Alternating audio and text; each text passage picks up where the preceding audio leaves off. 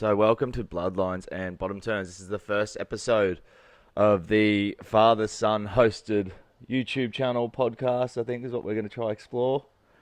Yeah, all new to the old boy. And yeah, Dad's computer illiterate, so I have to take I have to take control of most of this stuff. So let's just see how we fare. But we wanted to create Bloodlines and Bottom Turns because it's conversations about pro surfing and surfers told by real surfers. That's not having a stab at anyone that's done it before us by any means, but I just feel like with the knowledge that you and I have shared together over the last couple of decades and what you've taught me and what I've been able to experience myself, we thought, why not start our own channel where we can speak to some of those people that, you competed against that were world champions, guys that I competed against who are now currently on the CT, and get a bit more of an insider take on all the things going on in the world of surfing. Well, it should be quite interesting because, like you said, a lot of the guys that are around my age that I competed with on the ASP tour back in the day, and then their sons, which you competed against in the Pro Junior Tour. So, we're going to get, some stuff from guys that are around that 60 years of age that were quite competitive, if not some world champions. And then guys your age that some of them are actually on the world tour right now. Yeah, and that's one thing I'm looking forward to is especially chatting to some of those guys that I haven't connected with for some time. I'm sure you're probably feeling the same with the list of guests that we've got written down that we're hoping to connect to during the course of this journey, that we should get some pretty cool conversations. But being the first episode today, we do have a few things we want to cover, a few hot topics revolving around surfing. So in today's episode, we're going to talk about the Gold Coast Pro that's just finished. Without saying too much, Dad and I both in agreement that was a competition that professional surfing needed desperately in this current climate of surfing. We're going to talk about Jules. Jules was going to be a big chat before. He ended up coming second in the comp. He was a topic of conversation getting the wild card onto the CS. And then also talking about the fact that WSL is going to go back to a format that's similar to what it was when it was a Dream Tour, but something, again, that we thought was much needed for professional surfing. It's funny, with surfboards, everything, the industry tries new things and works out that reinventing the wheel sometimes doesn't work that well. And going back to the old way, it's pretty good. Well, this is the thing. The new CEO, Ryan Crosby, I saw Stab do a post the other day saying what he's accomplished in less than 12 months is profound for the state of professional surfing. Because let's be real, this year the WSL's conditions that they've had in the first couple of events have been pretty lackluster. And then even coming into the Gold Coast Pro, seeing the way the sand was at Snapper, everyone was a bit nervous going, are we going to get skunked again, or are we actually going to get waves? And then the bank at Burleigh was as good as what I've seen it. Well, let me tell you, I was all excited when I found out it was at Burleigh. Yeah. I mean, it was the birthplace of man-on-man surfing. I was fortunate enough to surf in the very last Stubbies event and the Bundy Rum Pro there. And we had waves every time. At this time of year, if we get a little bit of swell and southerly wind, and particularly if there's no banks down at Snapper that aren't real flash, Burleigh normally has banks. Well, it kind of reminded me of, I remember seeing footage that Pulse Surf posted of you back when you surfed, was it the Quickie Pro at Burleigh that year? It was called the Quicksilver Open. So it was the first pro event back at Burleigh after the Bundaberg Rum Surf Masters. Yep. It was only a QS, but it had the likes of Barton Lynch, Richie Lovett. It had Damien Hardman. It had quite a few world champions in it. Yeah, Danny Wills. I remember seeing footage of Danny Wills in that same comp too, and Robbie Bain. There was footage of all you guys surfing it. So, I think it was really good. I remember that each heat, I feel like I can't think of maybe there was a first heat that Julian surfed in the opening round, which was like maybe a combined scores of 12. But when you looked at majority of the heat scores throughout the whole run of the competition, there were excellent rides getting ridden in every heat, basically. Oh, listen, Burleigh is a phenomenon. It's when the tide starts draining out, and you would have seen a little bit like Snapper, it gets these double ups and it gets so hollow. Yet it is more beach break like than what Snapper is, so you get broken up sections, but that also allows crew to do different maneuvers than just point break surfing. Yeah, of course. And I feel like with Burleigh too, unlike Snapper, I mean, you can take off at different sections that Snapper down towards Little Marley, but it's not quite the same as taking off behind the rock. Whereas if you look at Burleigh, you've got the cove section up the top of the point, you've got your midway section, and you've got the inside runner that's going back towards where the pavilion is now. And you'd even see during the comp how much distance some of the competitors would put between themselves in order for them to try and get an edge. And that's why we were seeing so many big scores going under priority, because they had so much distance between one another. You know, quite a few people did touch on it. There was a lot of east in the swell, and that actually breaks the swell up onto the bank differently. If we had more south in the swell, it would have just been a cylinder running down the point. A lot of people, even the guys in WSL that have never had anything to do with contests at Burleigh, they was umming and ahhing about swell, and if it swung more southerly, well, it actually gets better and more lined up with a bit more south in the swell, and it would have just been funneling down that bank. I feel like Rabs even made a comment about that when they had him in the commentary booth, saying that it actually really enjoys a southerly swell. It does. But, you know, Dad, having competed down at Burleigh yourself many times, and, you know, we had a bit of a chat last night after the comp had finished, talking about what your thoughts were. And again, like I said, we both agree that that was the injection of energy that professional surfing needed right now. What was it that you saw about this Gold Coast Pro that outmatched not only any of the comps they've run so far this year, but arguably it's a better setup and location and place to run an event than, say, Snapper, for example? Bugs touched on it. It's a natural amphitheatre. It's got this beautiful big grassy knoll. You can be right up on the point. You can be down low on the rocks. There's just something about it. I was almost in tears watching it because it just brought back the feel of real pro surfing. The fans were incredible. You know, you could hear, even when Kaipo was out in the water talking, you could hear the fans cheering from the beach. Listen, there was a spark. I mean, and they couldn't have scripted it any better with Julian and Felipe in the final. Yeah, the rematch of the 2015 Gold Coast Pro at Snapper.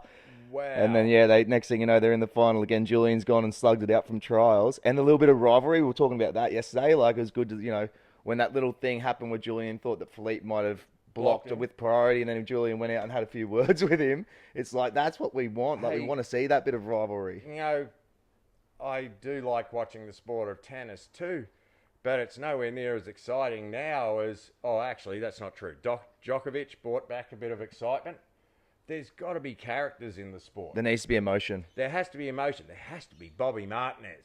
There has to be people going, hey, you know. Well, like Julian flipping the bird after he got that wave, he turned around and just flipped the bird at the fans. Like, we're all sitting there going, is he giving them the bird? And then when the boys and I watched the replay of it, it's just, he's turned around and flicked the bird off at the fans. It's like, whoa. What's really cool is nobody got down on him for that. We need character in the sport. We need little bits of controversy here and there. John McEnroe, back in the day, I mean, he was pretty hectic, but he made people watch the tennis. Even if they hated him, they watched it because he was hardcore and he had emotions and feelings. There has to be emotion in sport. Otherwise, it's just bland. Talking about, you said controversy, talking about that, I feel like, look, don't get me wrong, I think the judging for this event was pretty bang on. But there's always going to be, and like there could be a little bit of bias because Julian's a sunny coaster like we are, but there was definitely more heats than just Julian's where I thought the scores were maybe a little bit either underdone or overcooked. Now, I want to mainly touch on the final because I was sitting at, you know, the McPherson's house with all the boys we grew up surfing Alex with, we were talking about how we thought that Felipe's 9 wasn't necessarily a 9. It might have been like a mid-8, mid to high 8. I know we're only talking in decimal points here, but that's what the final came down to. Whereas Julian's 8.1, where it was like carving and like setting a beautiful line. There was no rush. There was no downtime, really. It was him just drawing and getting ready for the section. Does that snap, comes down, then weaves, does that slob air reverse. We thought that all of us in agreement, so there's about 8 of us there, thought that that would have been higher than an 8.1. So what are your thoughts? Do you think that, I think we've already spoken about this, but do you think the judges still got that decision right that Felipe won the final, or do you think that it could have gone either way? I That's a stupid personally question, think it was a tiny bit tighter. I mean, it was tight as it was. Yeah. But I think maybe 0.2. But I still think Felipe won. Yeah. And I'm an Aussie. I'm just not biased. I love surfing. The reason I think Felipe won is because the judges have said it for a long time now. They want an exclamation mark. Okay, let me tell you, I love Julian surfing, but the end of the wave laid down for him. Okay, if that section hadn't laid down for him, he would have got a 9. Yeah. But that's just that end section laid down on him at the end. Now you're going back to that big air reverse that Felipe did. Well, yeah, we can compare that because obviously that's one thing we spoke about is Jack Reginato mentioned. He's like, I don't think the judges quite get a hold and concept over the technical difficulty when it comes to aerials. Because, yeah, Felipe did a full row. Wave was slightly smaller, landed clean, but then when you look at Julian's and he does the slob and how inverted he was to then land in the foam and disappear and come round, when you're talking about degree of difficulty, it's like, is there a bit of grey area there? Because I've never been an air guy. I'm a bit too big for them. But there's always a grey area because it's being judged by human beings. Yeah, it's subjective. It's subjective. It's not a race where there's a start and a finish line. Yeah. Who that competes hasn't thought they got underdone? Who that competes hasn't thought, wow, I was lucky, I got overdone. Yeah. I'm sure I won heats when I didn't think I should have. And then I lost heats that I thought I should have won. Yeah. It is subjective, and we've got to remember that. I mean, I've looked at a lot of comments on the stab post from this morning. Wow, us Aussies are biased. I know that much. I mean, I think that's where the Brazilian and Australian rivalry is beautiful because the Brazilians are just as biased as what we are towards our boys, really. Oh, 100%. But look, don't get me wrong. Felipe, in my opinion, is the fastest surfer in the world right now. To me, it's him, and then it's Italo and Ethan coming in close behind. But Felipe, the way he engages his rail, we spoke about, the board sharp eye are making Felipe at the moment. If you go and watch every single one of his heats, he does not stop. The board is continuously projecting speed throughout all of his turns, and he's putting it on rail a lot harder than most of the others. So what impresses me is, and I'm not writing Alejo off, but Alejo is working a lot harder than Felipe. And we working that hard and going half the speed of Felipe. So obviously Sharp Eye right now has just got this formula where the foam is just in the right place for Felipe surfing. And he's only riding 26 litres and this guy's 74 kilo. Now, but what we also got to remember is Felipe has got super fast twitch muscles. He can be actually moving that board without looking like he's moving. Does that make sense? Yeah. And, Mick used to be the fastest in the world. Felipe's definitely now the fastest now. Mick's still really fast. But just where Felipe can put his board on rail and in the air, I don't think anyone quite matches him. Well, even if we want to go back and look at that 9-point ride, that second turn he does, the board basically disengages, but it looks like he's in full control the whole way through that second turn that he did. I wouldn't be surprised if we see Felipe come into world championship form again, coming into the back end of the season, because that was a confidence boost that he needed. And then also to hear how humble he was in the speeches. And like you said yesterday, he was thanking the fans, he was thanking everyone that's been a part of it. Him and Julian have grown up. Well, they're in their dad era now. They're in dad era. They're not like Felipe said. We used to be so back when they competed in the final in 2015. They were both gun hot young guns. They didn't have kids. They were focused on wanting to win a world title. Felipe's won his world titles right now. He'll happily take another one. There's actually called appreciation and gratefulness that they're able to do what they do instead of arrogance. They're just so appreciative how blessed they are to be able to be at the top of the game in a sport that they absolutely love. I mean, our sport is so young compared to so many others. And yes, they're not making the money they used to make. But, I mean, being able to surf and get paid. And I know a lot of people, purists, will say, oh, they're sellouts. Well, hey, wouldn't you like to get paid to go surfing? I think that's every surfer's dream. That is every surfer's dream is to get paid to surf. All right, well, let's touch on Man, we're talking about Julian. He's got the wild card for the Challenger Series. Now, I personally, when it first was announced, I was a bit like, how can they just give it to Jules like that? There's so many other young up-and-coming guys that deserve a shot because the mid-season cut has caused so much heartache for so many young gun-hot surfers.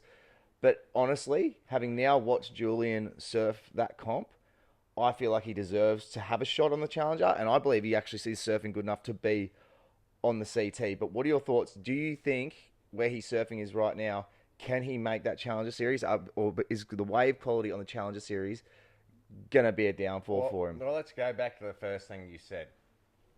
Is he worthy or not worthy? Does he deserve the wild card? When he pulled out of the tour, when COVID happened, what rank was he in the world? I can't remember. Would have been in the top 5, definitely the top 10. You'd imagine he would have been top 10. Okay, so he was in the top 10. He definitely deserves a shot. Okay, you think about how many wild cards you've seen, and you go, how'd he get the wild card?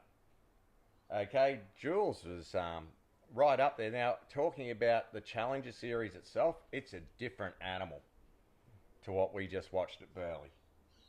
The waves are junky. Okay, they're 4-man heats until the quarterfinals. Yeah. But, you know, hopefully Julian's been surfing some club contests. And I mean, those club contests at Merriweather are pretty hectic. Oh, it's a stack board riders down there at Merriweather. It's pretty hectic. Now, the major thing is Julian has going to have to get the same aggression he showed in that final in the Challenger Series. He's going to have to actually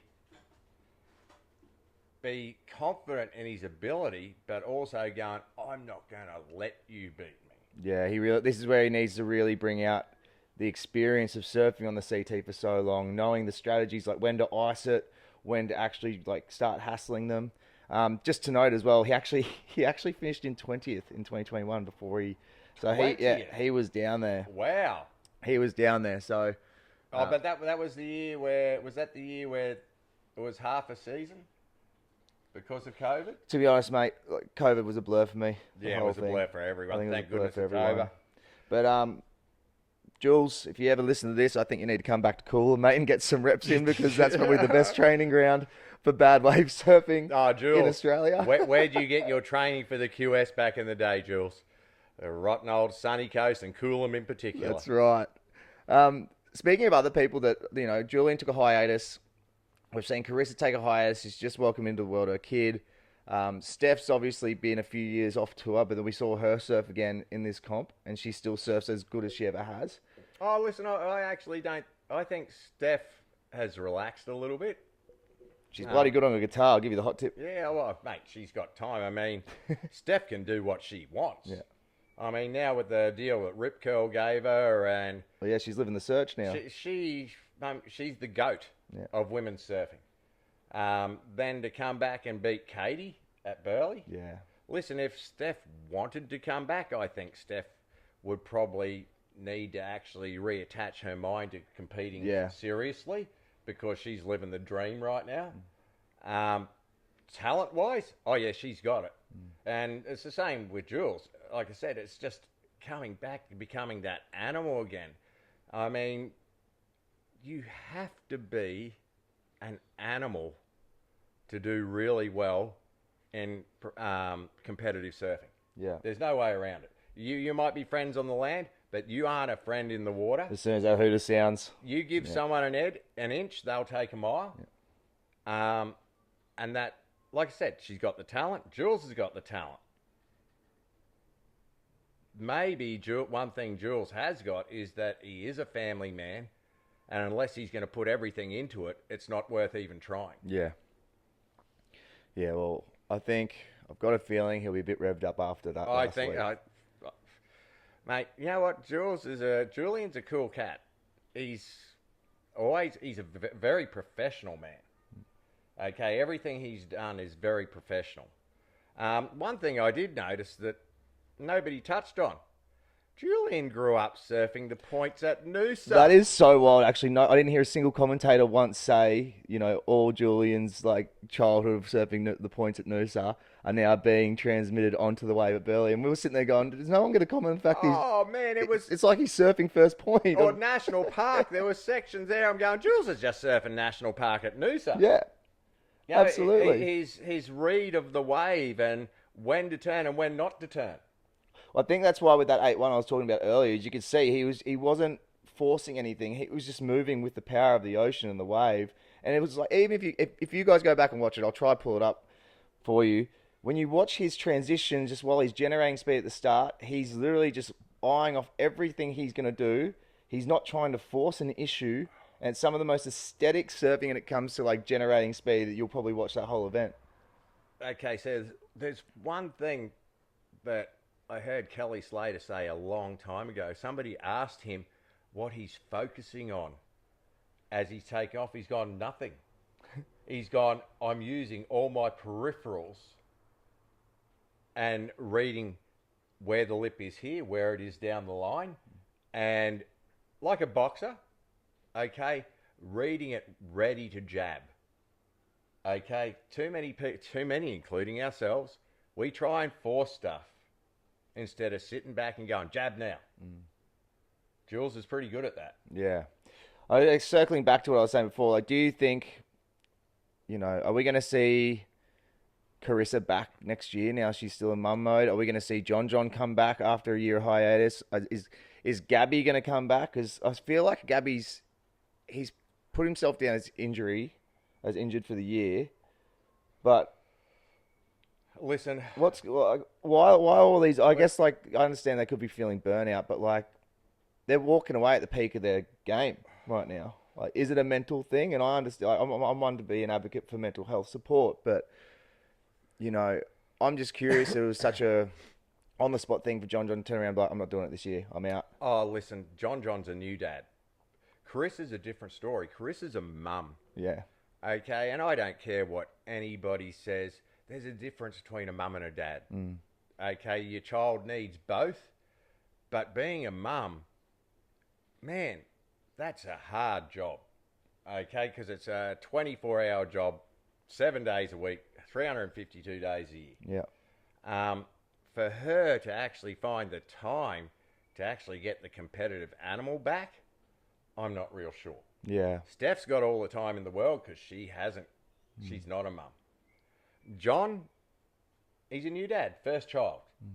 He's doing the right thing because let me tell you, I know that the poor mums of this world, when they get left for months on end with a fresh baby, by the time dad gets home, they are burnt out and relationships get a little touchy. For the record, when mum and dad had me, dad was still competing on a professional level, and mum turned around to him one day and said, "If you're going to keep doing this, you better start making money."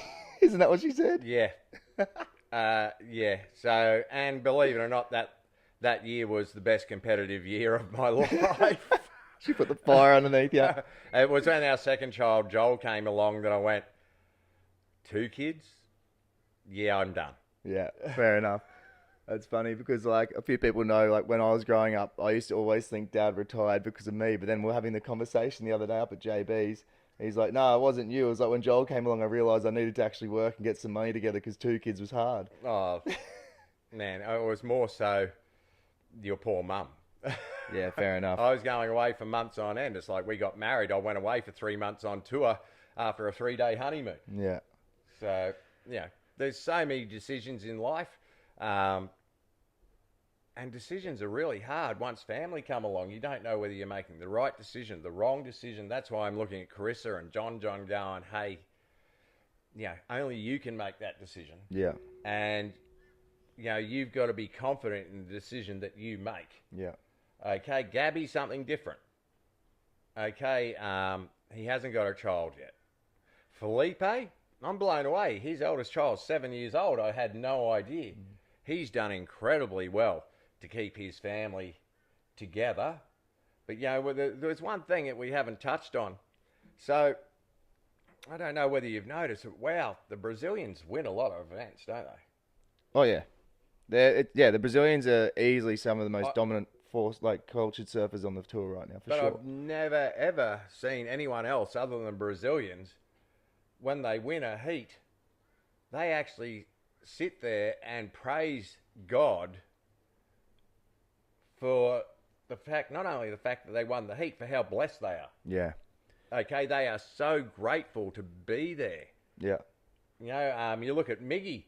Miggy has been there for that long, on and off tour, and he's so humble.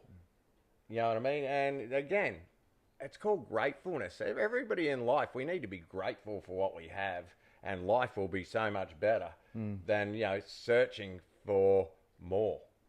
Yeah, and I feel like professional surfing, like having, gone through the junior ranks and doing the QS with a few of these guys, it can be a very prideful sport.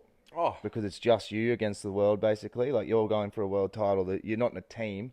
You may have your sparring partners that you go down the beach with, but at the end of the day, like we said before, when the hooter starts, there's no friends. You want to win.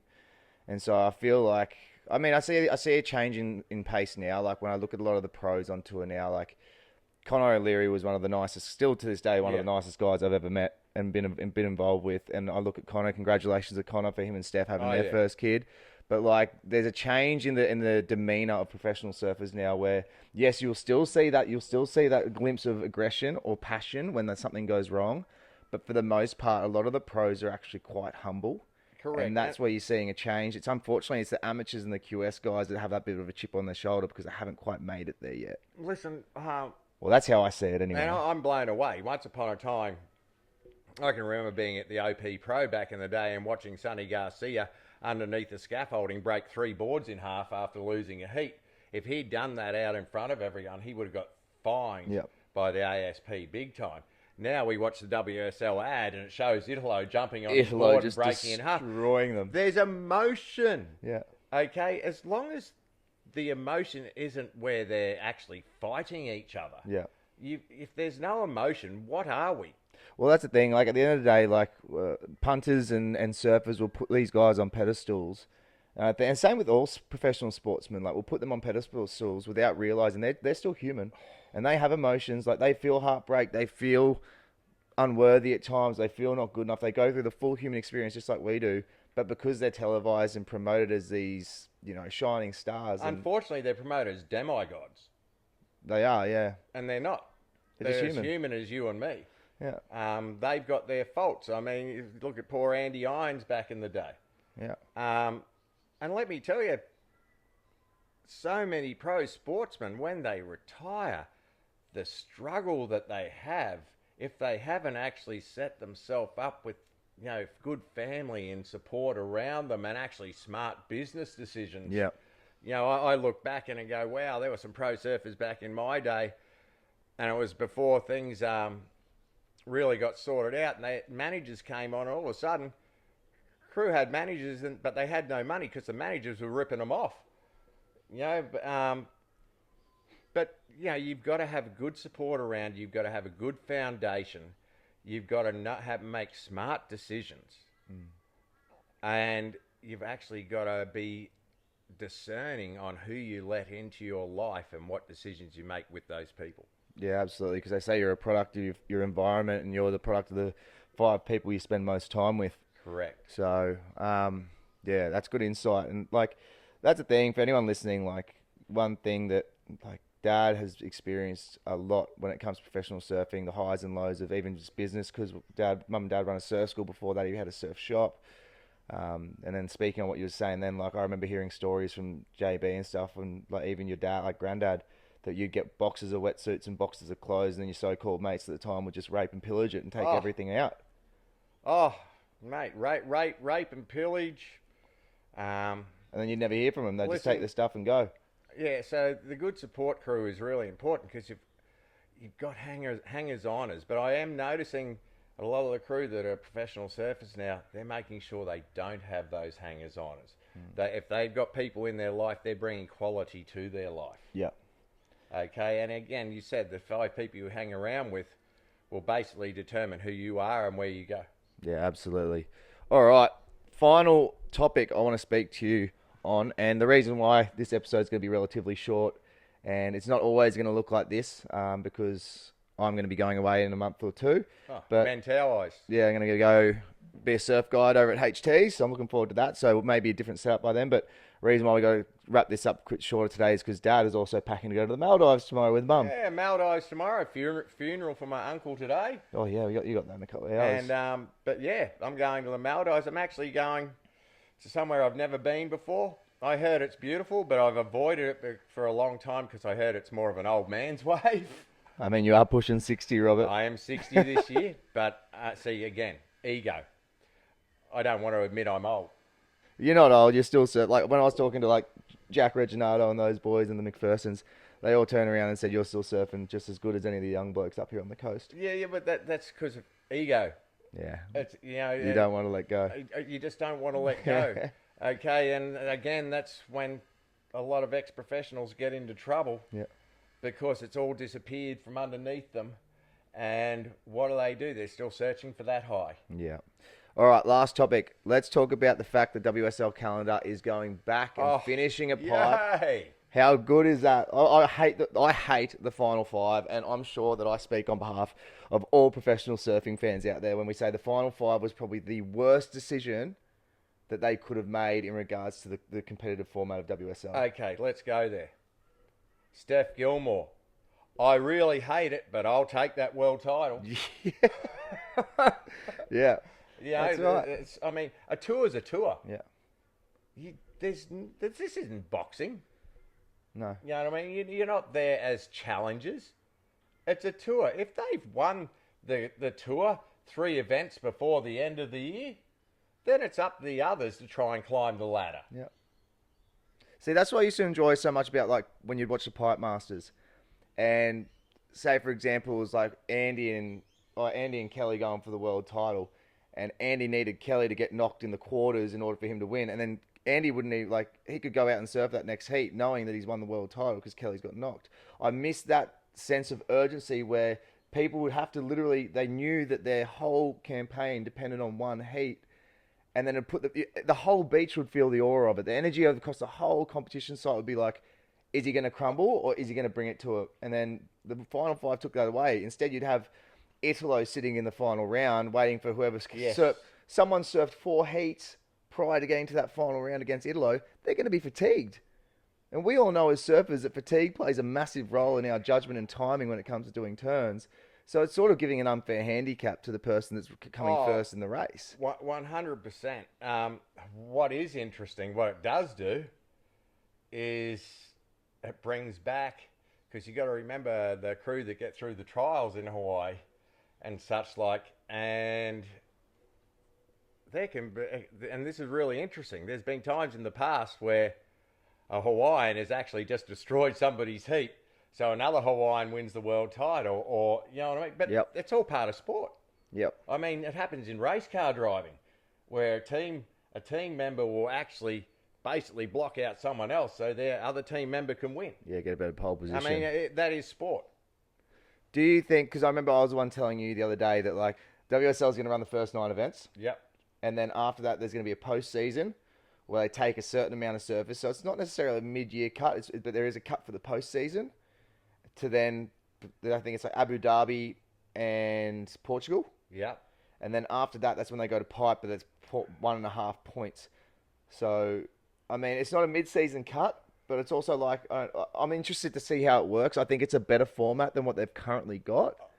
But what I'm interested to see is, what we've got to remember is, so it's still going to be the top 10 off the Challenger Series make the cut at the end.